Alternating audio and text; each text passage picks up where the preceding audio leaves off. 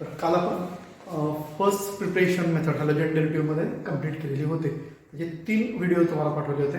तर 3 व्हिडिओ अगोदर कंप्लीट बघा, त्या रिएक्शन्स लिहून काढा आणि आता सेकंड मेथडला सुरुवात करू. प्रिपरेशन मेथड्समध्ये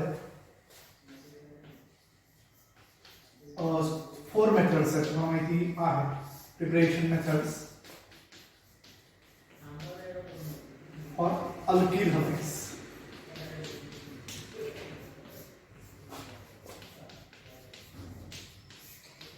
फोर मेथड्स ज्या आहेत त्यातली सगळ्यात फास्ट आणि इफेक्टिव्ह मेथड म्हणजे अल्कोहोल. काल आपण कंप्लीट केली अल्कोहोल पासून. अल्कोहोलमध्ये पुन्हा 3 रूट होते. त्यामध्ये first route action of HX acid, second route जो आहे तो action of phosphorus trihalides and phosphorus pentahalide आणि third action of thionyl chloride. तर त्या रिएक्शन्स पुन्हा रिपीट होणार आहेत, पण ते करून ठेवा. सेकंड मेथड जी आहे नवीन सिलेबसमध्ये फ्रॉम हायड्रोकार्बन्स असं म्हटलं आहे.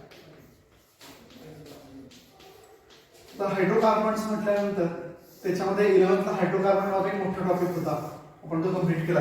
अल्केन येतात, अल्किन येतात, अल्काइन येतात आणि एरोमॅटिक कंपाऊंड येतात. हायड्रोकार्बनमध्ये 4 असे आहेत. पण तुम्हाला अल्किन तयार करायचे म्हणजे अल्किन ग्रुप हा अल्केन पासून तयार होतो. तेव्हा अल्केन आणि अल्किन असे 2 मेथड आहेत. त्या दोन्ही मेथड्स तुम्हाला 11th कंप्लीट झालेल्या आहेत. पुन्हा आपण रिपीट करू.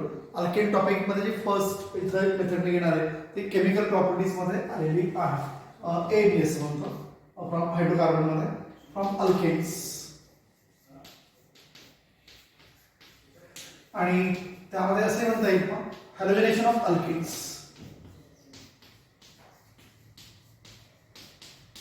ही मेथड टेक्स्ट मध्ये दिलेली नाही, त्यांनी 11th रेफर करावं असं म्हणजे टॉपिक तो. आणि हॅलोजनेशन ऑफ अल्केन्स मध्ये सुरुवात करताना तुम्हाला अल्केन माहितीच आहे, methane, ethane, propane, butane, pentane etcetera. आणि हॅलोजन्स पण माहिती आहेत. हॅलोजन्स मध्ये 4 हॅलोजन जे आहेत, पहिला fluorine, second chlorine, third bromine and last iodine. आपण हे चौघे रिएक्शन मध्ये घेतो. फ्लोरीन, क्लोरीन, ब्रोमीन, आयोडीन लिहिताना आपण F2Cl2 Br2 आणि I2 असं लिहितो. आणि तुम्हाला हे माहिती आहे की सगळ्यात जास्त फ्लोरीन रिएक्टिव्ह आहे आणि सगळ्यात लिस्ट रिएक्टिव्ह आयोडीन आहे.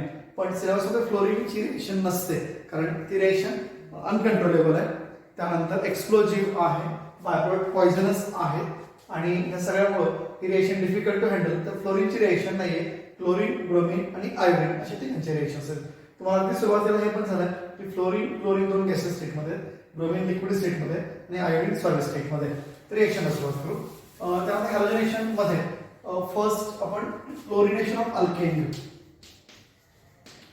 टेक्स्ट मध्ये असं म्हटलंय ही जी मेथड आहे एवढी इफेक्टिव्ह नाहीये. त्याचं रिझन की रिएक्शन अनकंट्रोलेबल असते.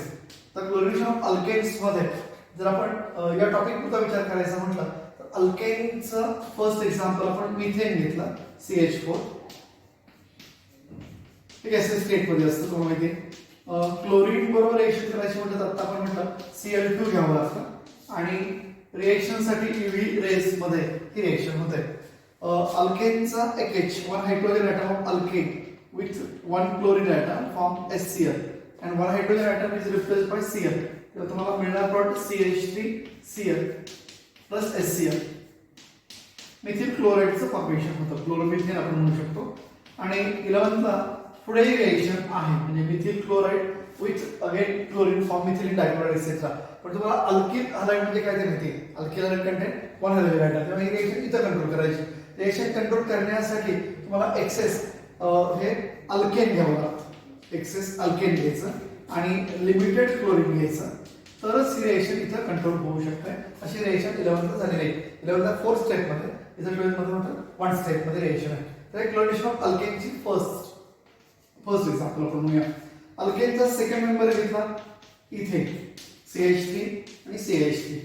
जर याचं क्लोरिनेशन करायचं म्हटलं तर इथेन एक्सेस घ्यायचं आणि क्लोरीन लिमिटेड घ्यायचं.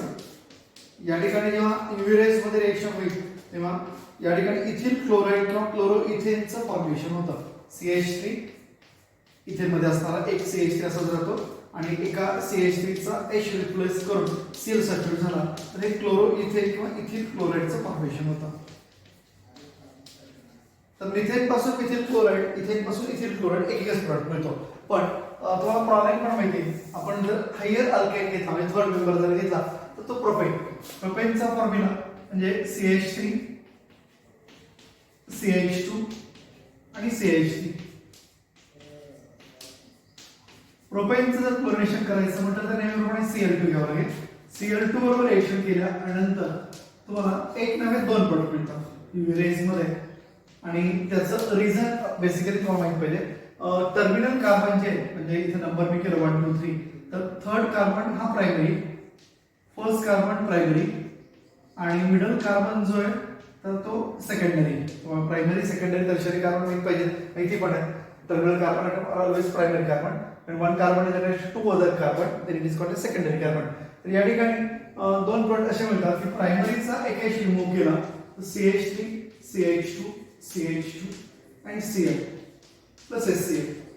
याचा IUPAC सिलेंडर द्यायचं म्हटलं तर 1 क्लोरोप्रोपेट. कॉमनली तुम्हाला येतं आलं पाहिजे ते म्हणजे N-प्रोपिल क्लोराईड.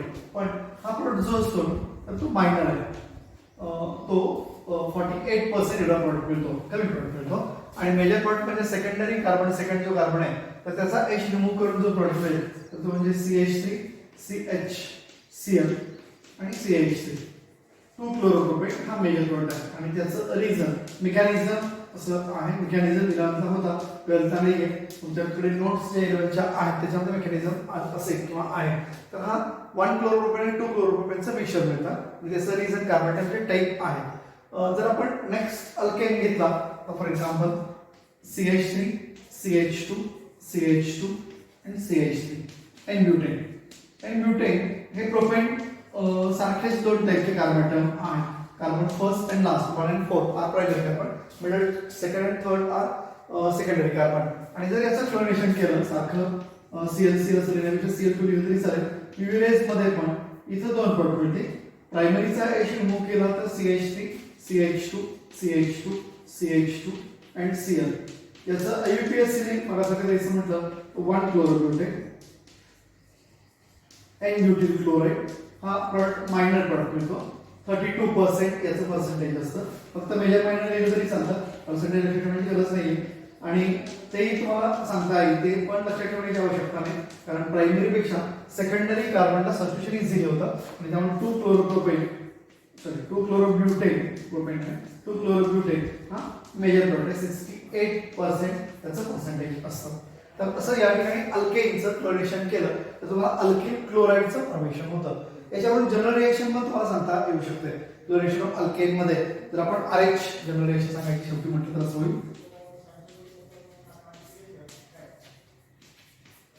RH अल्केन आपण असं म्हणूया Cl2 in place of UV rays RCl चं फॉर्मेशन होईल प्लस HCl. तसे अल्किल क्लोराईडचं फॉर्मेशन होतं. ही 11 मध्ये कंप्लीट केलेली रिएक्शन आहे, ज्या 12च्या सिलेबस मध्ये दिलेली नाही. पण त्यासाठी 11च्या अल्केनच्या केमिकल प्रॉपर्टीज तुम्हाला रेफर कराव्या लागतील. ते फर्स्ट क्लोरिनेशन ऑफ अल्केन. त्यानंतर सेकंड रिएक्शन जी आहे सिलेबस मध्ये ती पण दिलेली नाहीये. Bromination of alkanes.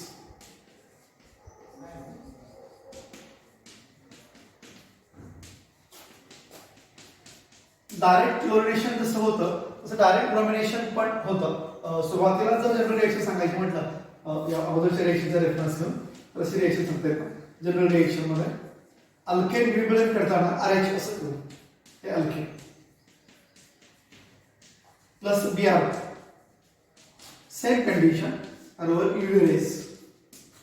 आणि हायड्रोजन ॲटम जो अल्केनचा असेल, 1 hydrogen atom of alkane is replaced by 1 Br atom to form alkyl bromide RBr plus HBr.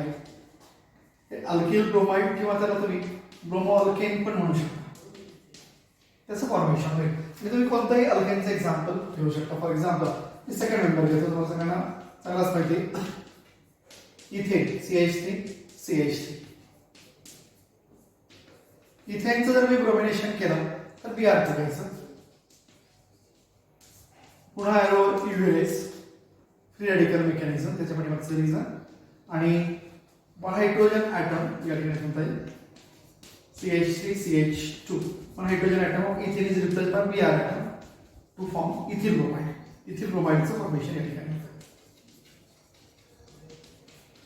आणि बाकीचे तुम्ही किती एक्झाम्पल घेऊ शकता. प्रोपेन घेतलं तर 1 क्लोरिनेशन केलं तर बोर्डवर आहे अगोदरच्या रिएक्शन मध्ये झालं 1 क्लोरोप्रोपेन 2 क्लोरोप्रोपेन. तसं या ठिकाणी ब्रोमिनेशन केलं UV रेस मध्ये तर 1 ब्रोमो प्रोपेन आणि 2 ब्रोमोप्रोपेनचं फॉर्मेशन होईल.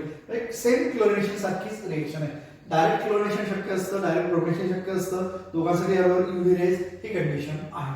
आणि आता थर्ड आयोडायझेशन ऑफ अल्केन्स.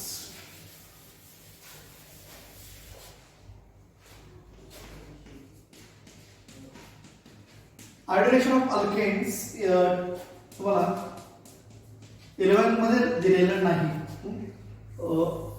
पण या टॉप 12वीच्या सिलेबस मध्ये ते आहे. इथे टेक्स्ट मध्ये दिलेलं आहे. डायरेक्ट आयोडायझेशन पॉसिबल नसतं. तर आपण अल्केन घेतलं RH आणि डायरेक्ट आयोडायझेशन म्हणजे I2 जर आपण या ठिकाणी घेतलं क्लोरिनेशन मध्ये जसं Cl2 घेतो, ब्रोमिनेशन मध्ये आपण Br2 घेतो तसं I2 घेतलं तर या ठिकाणी Ri फॉर्म होत नाही असं नाही. Ri चं फॉर्मेशन होतं Ri प्लस HR. इथं मी बोर्डवर इथं रिव्हर्सिबल साइन दाखवलंय म्हणजे रिएक्शन रिव्हर्सिबल होतंय. म्हणजे अल्किल आयोडाईड तयार होत नाही असं नाही पण अल्किल आयोडाईड फॉर्म झाला म्हणून सेपरेट कडे जाऊ तर पुन्हा अल्केन आणि I2 मिळतं. याचं रिझन म्हणजे हे HR असं आहे. HR is strong reducing agent. तो स्ट्रॉंग रिड्युसिंग एजंट असल्यामुळे काय करतो HR makes reaction reversible. HR मुळे रिएक्शन रिव्हर्सिबल होते. तेव्हा या रिएक्शन मध्ये प्रिकॉशन घ्यावी लागते. ऍडिशन डायरेक्ट ऍडिशन करता येत नाही आणि ऍडिशन साठी तुम्हाला HR तयार झाल्यामुळे प्रॉब्लेम येतो. HR तयार होत द्यायचं नाही. त्यासाठी त्यांनी ऑक्सिडायझिंग एजंट घ्यायला सांगितले. आणि ऑक्सिडायझिंग एजंट्स किती तर ऑक्सिडायझिंग एजंट्स 3 आहेत. त्यामध्ये फर्स्ट जो आहे तर तो आयोडिक ऍसिड नावाचा आहे. त्याचा फॉर्म्युला HRO3 हा एक ऑक्सिडायझिंग एजंट आहे. सेकंड मर्क्युरस ऑक्साइड नावाचा आहे HgO. आणि थर्ड नायट्रिक ऍसिड आहे HNO3.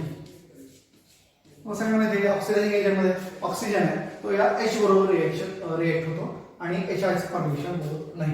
हे 3 या ठिकाणी ऑक्सिडायझिंग एजंट आहे. याच्यामध्ये रिएक्शन केल्यानंतर आता रिएक्शन कशी सांगतो.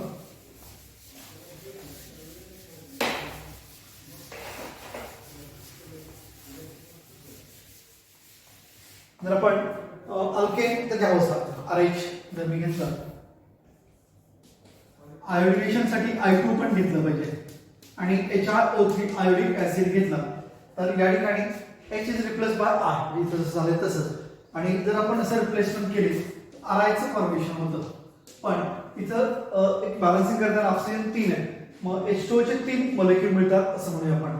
आणि इथं 3H2O साठी तुम्हाला 6 हायड्रोजनची गरज आहे. 6 हायड्रोजनसाठी तुम्हाला HRO3 मध्ये 1 हायड्रोजन आहे आणि मग अल्केनचे 5 मॉलिक्यूल आहेत. 5 molecules of alkane with I2. पण आता पुन्हा मग 5 Ri चं फॉर्मेशन होतं.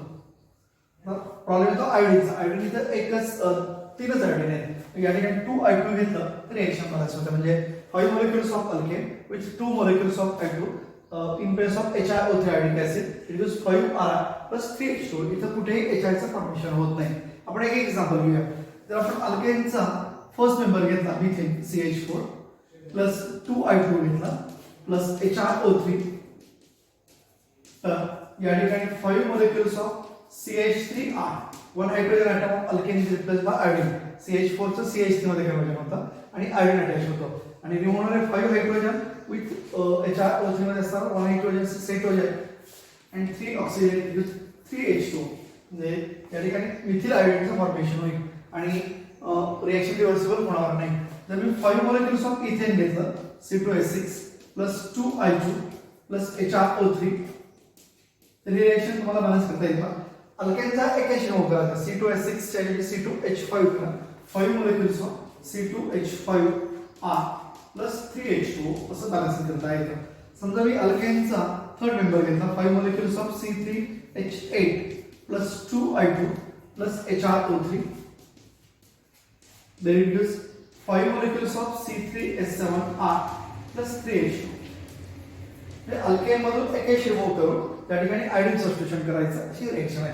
तर आयोडिक ऍसिड वापरलं तर तुम्हाला 5 मोलेक्युल्स अल्केनचे घ्यावे लागतात.